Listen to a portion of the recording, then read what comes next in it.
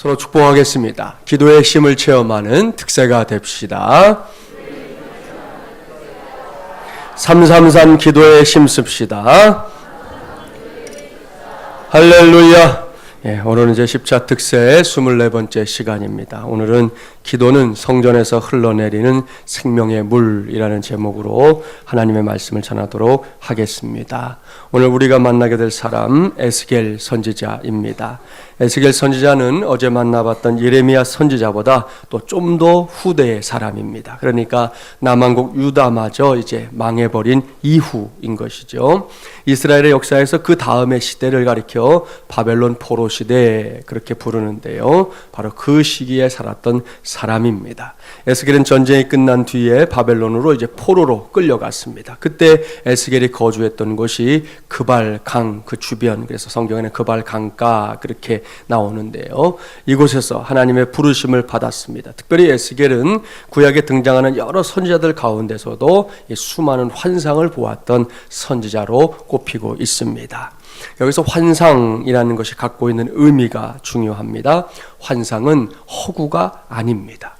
환상은 적어도 이 두 가지의 의미를 갖고 있어요. 먼저는 하나님의 계시를 담고 있는 그릇으로서의 의미입니다. 하나님께서 하나님의 뜻을 알려주기 위해 사용했던 도구가 여러 가지가 있는데 그것을 담는 그릇 중에 하나가 바로 환상이었다는 말씀이에요.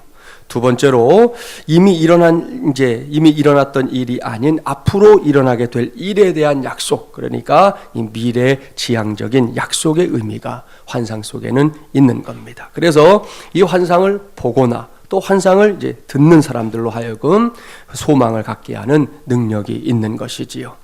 오늘날에는 이제 비전이라는 단어를 더 많이 사용하는데요. 이 비전은 뭐 개인적인 것이든 공동체적인 것이든 그것을 품고 있는 사람들에게 하나님의 뜻이 무엇인지를 가르쳐 주는 것이죠. 또한 그 비전을 이루어 나가기 위해 땀 흘리는 사람들에게는 소망의 표대가 되어주는 것. 그것이 바로 이 비전이라고 하는 것입니다. 여기서 우리 교회의 사명선언문과 비전선언문을 다시 한번 체크해 보겠습니다. 먼저 우리 사명선언문인데 오늘 마침 청년들이 또 찬양을 관계된 찬양을 했어요. 우리 한번 읽으셔도 좋고 외워도 좋고 같이 해볼까요? 교회의 머리는 예수 그리스도이시다. 우리는 그의 몸인 예수의 사람들이 되어 민족과 열방을 구원하고 치유하는 축복의 통로가 된다. 아멘. 할렐루야. 다음에 5대 비전 하나씩 따라서 해볼까요? 다드림의 역사를 감당하는 예배 공동체, 예수의 사람들을 세우는 제자 훈련 공동체, 생명구원의 역사를 감당하는 선교 공동체, 현존하는 미래를 키워나가는 차세대 공동체, 마지막입니다. 성경적인 교회를 이루어가는 목장 공동체. 할렐루야. 자, 여기에 있는 우리 사명선언문과 비전선언문이 우리 마중물 예람교회로서는 하나님이 주신 환상 혹은 비전이라는 것이죠. 따라서 이것은 단순한 구호가 아닙니다. 이 땅 위에서 하나님의 나라를 건설해 나가는, 그리고 하나님의 뜻을 이루어 나가는 교회가 되기 위한 실제적인 몸부림입니다. 따라서 저도 여러분도 마중물 예람 가족이라면 누구나 이 사명과 비전을 이루기 위해서 반드시 힘을 보태야 합니다. 반드시 믿음을 보태야 합니다. 특별히 오늘 우리 자녀들도 함께 새벽을 깨웠는데요. 우리 교육부에 속해 있는 친구들 모두도 함께 감당해야 한다 하는 것입니다. 그래서 결국에는 하나님의 그 환상으로 두는 게 아니라 우리가 살고 있는 이 현실, 이 하나님의 세계로 일컫는 이 현실 속에서 반드시 이루어내는 저와 여러분이 되기를 주님의 이름으로 축복합니다. 오늘 우리에게 주신 말씀도 그러한 환상 가운데 하나라는 겁니다. 제가 설명했던 환상의 의미를 염두에 두고 이 시간에는 이제 본문 1절과 2절 말씀을 함께 봉독합니다. 1절 2절입니다. 그가 나를 데리고 성전문에 이르시니 성전의 앞면이 동쪽을 향하였는데 그 문지방 밑에서 물이 나와 동쪽으로 흐르다가 성전 오른쪽 제단 남쪽으로 흘러 내리더라. 그가 또 나를 데리고 북문으로 나가서 바깥 오르막길로 꺾여 동쪽을 향한 바깥문에 이르시기로 본즉 물이 그 오른쪽에서 스며 나오더라. 아멘. 사랑하는 새벽무사 여러분, 지금 에스겔이 보고 있는 환상의 내용이 뭔지 아시겠죠? 어렵지 않습니다. 하나님의 이 성전에 관한 환상입니다. 오늘로 말하면 우리가 섬기는 이 교회에 대한 환상이다, 그렇게 바꿔서 설명할 수 있습니다. 그런데 이 환상에 특징적인 것이 두 가지가 있어요. 첫 번째, 명색이 하나님의 성전인데 이 성전의 이 문지방에 균열이 생겼다는 겁니다. 우리가 사는 세상에서 건물이 균열이 생겨서 그 틈으로 뭔가가 흘러나오는 건물이라면 그 건물이 좋은 건물일까요? 나쁜 건물일까요? 얼마 전 뉴스도 보니까 지은 지 완공된 지 얼마 안 되고 입주된 지 얼마 안 된 아파트인데 여기저기가 막 새요. 난리가 났어요. 그래서 이거 우리 입주할 수 없다 하고 시공사 측에다가 자꾸 항의를 하니까 시공사 쪽에서 일방적으로 계약을 해지시켰어요. 그래갖고 난리가 났어요. 그런 일들이 이제 일어나는데, 자, 우리가 일반적으로 건물에 균열이 생겨서 거기서 물이 흘러나오든 기름이 흘러나오든 뭐가 자꾸 흘러나와요. 좋은 건물이에요? 나쁜 건물이에요? 나쁜 건물이에요. 문제가 있는 건물입니다. 맞지요? 그래서 보상해달라고 하는 거잖아요. 그런데 에스겔이 환상 가운데 본 하나님의 성전을 보십시오. 분명히 균열이 생긴 성전입니다. 그랬기 때문에 그 문지방 밑으로 뭔가가 흘러나오고 있다는 거잖아요. 이게 문제잖아요. 두 번째 특징은 문지방 밑으로 흘러나오고 있는 것이 다른 것이 아니라 물이라는 사실입니다. 특세 5일째 새벽에 우리가 만나봤던 사람 누구였는지 아십니까? 아브라함의 아들인 이삭이었습니다. 이삭에 대해 말씀을 드릴 때 이삭의 인생과 깊은 관련이 있는 것 한 가지가 성경에 등장한다 했었는데요. 그게 뭡니까? 맞추는 분에게는 초콜릿을 쏩니다. 뭐예요? 손 들고 빨리 누가 해보세요. 대답은 하는데 초콜릿에 관심이 없군요. 맞춘 분들이 몇 보이는데 여러 사람이 함께 하셨기 때문에 못 드리겠네. 이게 우물입니다. 우물. 그렇죠. 이삭과 관련된 건 우물입니다. 성경에 등장하는 이삭의 인생을 들여다볼 때 제일 많이 등장하는 건 우물입니다.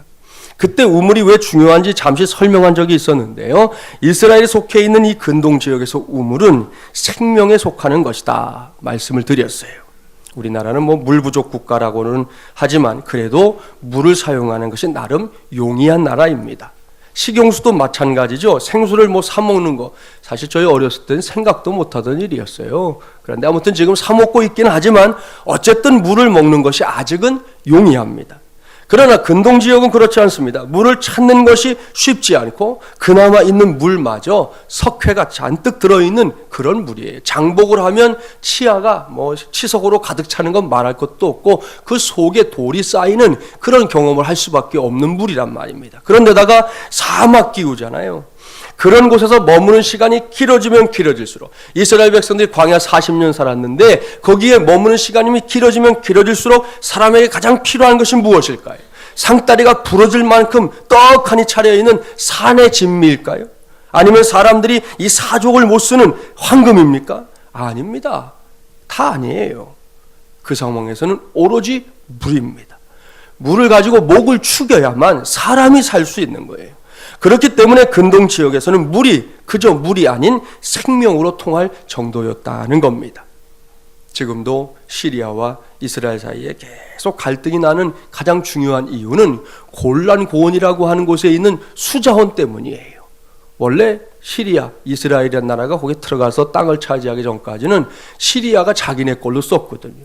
근데 6.1 전쟁 만에 이스라엘이 떡하니 세워지면서 골란 고원을 차지해버렸어요. 그러니까 시리아는 우리 물 내놔라 그러는 거고 이스라엘은 줄 수 없다 그러는 거예요. 맨날 싸우는 게 물 때문이에요. 물 때문에. 자, 그렇게 소중하고 귀한 물이 에스겔의 환상 속에서는 하나님의 성전 문지방 밑에서 스물스물 흘러나오고 있었다는 것입니다. 이러한 사실을 전제하고 계속되는 말씀을 보십시오. 이 물이 지금 쫄쫄쫄 흘러나오고 있나요? 아닙니다. 생각보다 많은 물이 새어나오고 있습니다. 이게 진짜 세상 건물 같으면 큰일 날 거예요. 붕괴 직전에 갈 수 있는 상황이에요. 3절 말씀을 보니까 처음에는 에스겔의 발목 정도로 물이 차올랐습니다. 4절 말씀을 보니까 무릎까지 그리고 이어서 허리까지 차올랐습니다. 5절 말씀에 따르면 그 물이 더 이상 그냥 걸어서는 건널 수 없는 큰 강이 되어버렸습니다. 할렐루야. 사랑하는 새벽용사 여러분, 이 강은 하나님의 강입니다. 성령의 강입니다. 그렇기 때문에 세상에서 흔히 볼 수 있는 강과는 그 성격이 다릅니다. 많이 달라요. 그 증거를 보겠습니다. 자, 본문을 넘어가 봅니다. 에스겔 47장 우리 6절부터 12절 말씀까지인데 좀 길기 때문에 우리 한 절씩 교독할 테니까 이 물이 어떤 물인가, 어떤 강인가 관심을 갖고 우리 교독하면 좋겠습니다. 6절 제가 먼저 봉독합니다. 그가 내게 이르시되 인자야 내가 이것을 보았느냐 하시고 나를 인도하여 강가로 돌아가게 하시기로 그가 내게 이르시되 이 물이 동쪽으로 향하여 흘러 아라바로 내려가서 바다에 이르리니 이 흘러내리는 물로 그 바다의 물이 되살아나리라.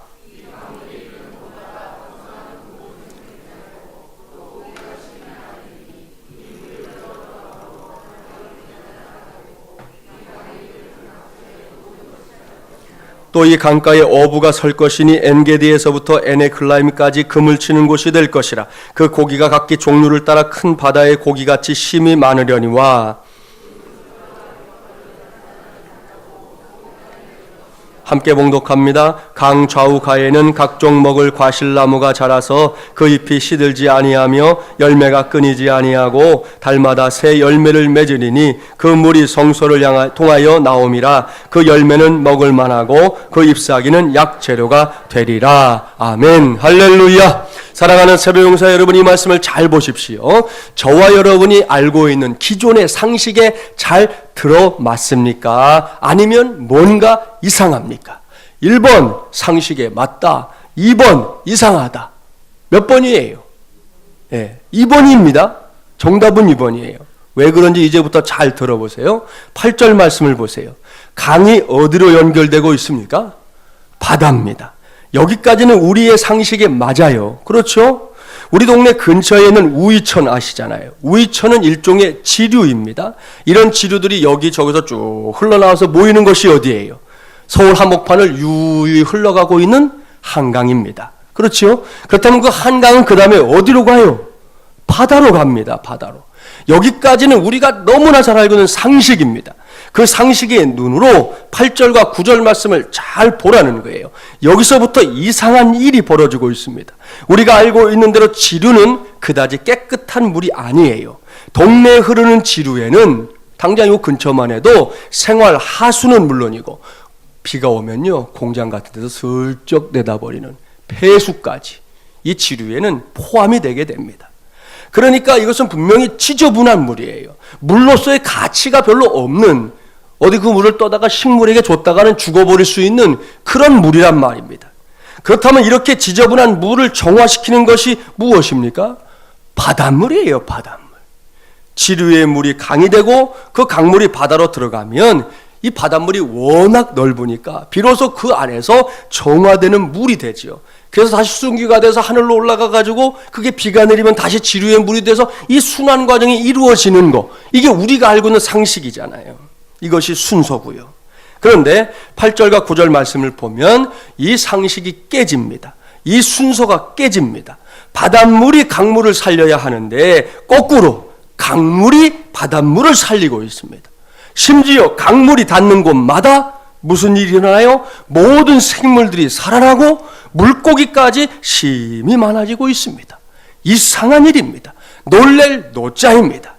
사랑하는 여러분, 오늘 이 새벽에는 놀랄 노자에 해당되는 이 일에 저와 여러분의 관심이 집중되기를 바랍니다. 그리고 오늘 전하는 말씀의 제목도 떠올려 주십시오. 기도는 성전에서 흘러내리는 생명의 물, 바로 이건 말입니다. 지금까지 저는 에스겔 선지자가 보았던 하나님의 성전에 대한 환상을 쭉 설명했습니다. 특별히 우리가 주목해야 할 사실들에 대해서는 콕 집어서 말씀드렸어요. 여기서 오늘 말씀 끝! 이러면 될까요? 안 됩니다. 이제부터 우리가 해야 할 것이 한 가지 있습니다. 그것은 이 말씀을 2016년도 3월을 살아가고 있는 저와 여러분의 삶에 적용하는 것이죠. 이것이 하나님의 말씀을 가까이 하며 살아가는 성도의 삶이어야 하는데요. 그 적용을 위해 선택한 말씀의 제목이 기도는 성전에서 흘러내리는 생명의 물입니다. 이 제목의 의미가 이제 짐작이 갈 겁니다. 지금까지 살펴본 대로 에스겔이 보았던 환상을 보면 하나님의 성전 문지방 밑에 균열이 있습니다. 그 틈을 타고 하염없이 물이 흘러내리고 있습니다. 이 물은 강을 이루었고 그 강은 바닷물로 흘러들어가서 바닷물을 살려내는 놀라운 능력을 발휘하고 있습니다. 이렇게 놀라운 일, 어떻게 일어날 수 있는 걸까요? 1차적으로 이 놀라운 일은 하나님께서 주도하시는 역사지요. 다 아시지요? 마태복음 22장 32절 말씀에 따르면 하나님은 죽은 자의 하나님이 아니라 산 자의 하나님입니다. 따라서 하나님께서 행하시는 역사는, 모든 역사는 생명의 역사다, 그렇게 말씀드릴 수 있어요. 믿습니까? 할렐루야. 하나님께서 행하시는 역사가 생명의 역사라는 사실을 전제하고 제가 볼 때 에스겔이 보았던 환상에 등장하는 물, 성전의 문지방 밑에서 흘러내리는 이 물은 다른 것이 아니었습니다. 저와 여러분, 우리 모두가 요즘 힘쓰고 있는 바로 이 기도였습니다. 그렇습니다. 우리가 섬기고 있는 눈에 보이는 이 예배당을 비롯해서 신약시대 이후에는 심지어 저와 여러분 한 사람 한 사람이 하나님의 성령께서 거하시는 성전이다, 그렇게까지 말씀하고 있지 않습니까? 그러니 이 예배당의 문지방 밑으로 흘러내리는 물, 그리고 저와 여러분의 이 문지방 밑에서 흘러내리는 물이 무엇이겠느냐는 거예요. 이것은 정확하게 기도입니다. 그리고 그 기도가 올려지는 것, 그 기도가 닿는 곳, 그 기도가 미치는 곳에서 어떤 일이 일어나느냐? 죽었던 것들이 살아나는 생명의 역사가 일어납니다. 지저분했던 것들이 새롭게 정화되는 생명의 역사가 일어납니다. 잃어버렸던 것들이 회복되는 생명의 역사가 일어납니다. 그뿐이 아니지요. 치유가 동반되는 생명의 역사도 일어납니다. 앞서 교독에 썼던 말씀 가운데 12절 말씀만 다시 한번 봉독해 볼까요? 12절입니다. 강 좌우가에는 각종 먹을 과실나무가 자라서 그 잎이 시들지 아니하며 열매가 끊이지 아니하고 달마다 새 열매를 맺으리니 그 물이 성소를 통하여 나옴이라. 그 열매는 먹을 만하고 그 잎사귀는 약재료가 되리라. 아멘. 할렐루야. 여기서 강 좌우라고 했습니다. 이 강이 어떤 강이라고요? 하나님의 강입니다. 성령의 강입니다. 또한 이 강은 제가 오늘 전하고 있는 말씀의 관점에서 보면 기도의 강입니다. 그 기도의 강에서 어떤 일이 일어나고 있습니까? 각종 먹을 과실나무들이 쑥쑥 자라고 있습니다. 그 잎이 시들지 않습니다. 열매가 끊어지지 않습니다. 심지어 달마다 새 열매를 맺는데 그 열매는 먹을만 하고 그 잎사귀는 뭐로 쓰여요? 약의 재료로 쓰이고 있다. 이것이 성전에서 흘러나오는 이 물의 역사입니다. 기도의 역사입니다. 사랑하는 새벽용사 여러분, 목사가 이 정도로 설명했으니 이제는 우리가 뭘 해야 할까요? 1번, 너무 일찍 일어나서 졸린데 자야 한다. 2번, 돈을 버는데 혈안이 되어야 한다. 3번, 나보다 약한 사람들 위에 올라서야 한다. 4번, 기도의 강이 범람하게 해야 한다. 몇 번이에요? 4번 맞아요? 할렐루야. 그렇습니다. 맞추면 또 잘 맞추시네. 예, 제대로 맞췄으니 제 10차 특세 네 번째 주간을 마무리하는 이 시간에 저와 여러분의 기도가 우물우물거림이 아니라 하늘을 울리는 함성이 되기를 바랍니다. 내 입에서 흘러나온 기도가 성령의 이끄심에 따라 성전의 문지방 밑으로 흘러나가서 생명을 살리는 하나님의 도구, 하나님의 역사의 도구가 되기를 간절히 바랍니다. 앞서 말씀드렸죠. 죽었던 것들이 되살아나는 생명의 역사가 일어나기를 바랍니다. 지저분했던 것들이 새롭게 정화되는 생명의 역사가 일어나기를 바랍니다. 잃어버렸던 것들이 회복되는 생명의 역사가 일어나기를 바랍니다. 치유가 동반되는 생명의 역사도 일어나기를 바랍니다. 이 모든 역사들이 우리의 기도함을 통해 일어나게 될 줄 믿습니다. 그 믿음으로 이 새벽에 저와 여러분이 함께 부르짖는 기도가 우리 마중물제람 교회의 문지방 밑에서 흘러내리는 생명의 도구가 되기를, 또한 저와 여러분 하나님의 성전된 우리의 삶 속에서도 생명의 도구가 되기를 주님의 이름으로 간절히 축원합니다.